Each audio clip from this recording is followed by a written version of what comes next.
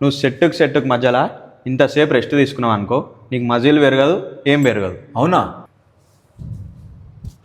అన్నా చెప్పు అభి. నువ్వు సెట్ చేసి ఆల్రెడీ 1 minute అవుతుంది అన్న. నెక్స్ట్ సెట్ ఎప్పుడు స్టార్ట్ చేస్తావు? 1 minute కదా అభి.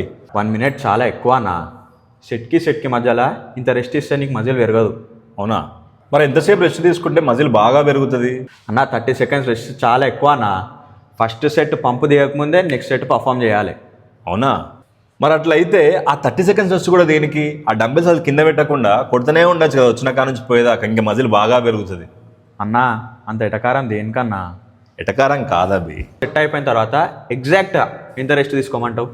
అభి, ఎగ్జాక్ట్గా ఇంత టైం అంటూ ఉండదు. కాకపోతే నేను ఒక 3 పాయింట్లు చెప్తా చెక్ లిస్ట్ లాగా. ఇవి చెక్ అయినాయి అనుకో, నెక్స్ట్ సెట్ స్టార్ట్ చేయి.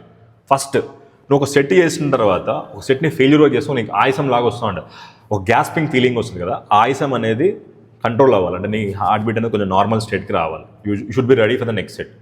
సెకండ్ వచ్చేసి, ఫర్ ఎగ్జాంపుల్ బైసెప్ చేస్తున్నావు బ్రో, నీకు అక్కడ ఒక చిన్న మంటలాగా పంప్ ఫీలింగ్ వస్తుంది, అది టెంపరీగా రికవర్ అవ్వాలి. ఓకే. థర్డ్ పాయింట్ వచ్చేసి, not only the main muscle group, మనకు కొన్ని హెల్పింగ్ మజిల్ గ్రూప్స్ ఉంటాయి. ఫర్ ఎగ్జాంపుల్ ల్యాట్ పుల్ డౌన్ చేసేటప్పుడు నీ 4 arms కూడా లైట్గా ట్రైన్ అవుతాయి. ఓకే. ఈ ల్యాట్స్ ఒకటే రికవర్ అవ్వడం కాదు, ఆ 4 arms కూడా కొంచెం రికవర్ అయితే నువ్వు నెక్స్ట్ సెట్ని ఫెయిల్యూర్ వరకు హై ఇంటెన్సిటీతో ట్రైన్ చేయగలవు. అప్పుడు నీ మజిల్ బాగా పెరుగుతుంది. సో షార్ట్ పీరియడ్స్ తీసుకున్నావు అనుకో రెస్ట్ అనేది, నువ్వు రికవర్ అవ్వవు, నెక్స్ట్ సెట్ని హై ఇంటెన్సిటీతో ట్రైన్ చేయవు. బికాస్ ఆఫ్ దట్ నీకు మజిల్ బాగా పెరగదు. ఓకేనా? అర్థమైందా? అర్థమైందన్నా.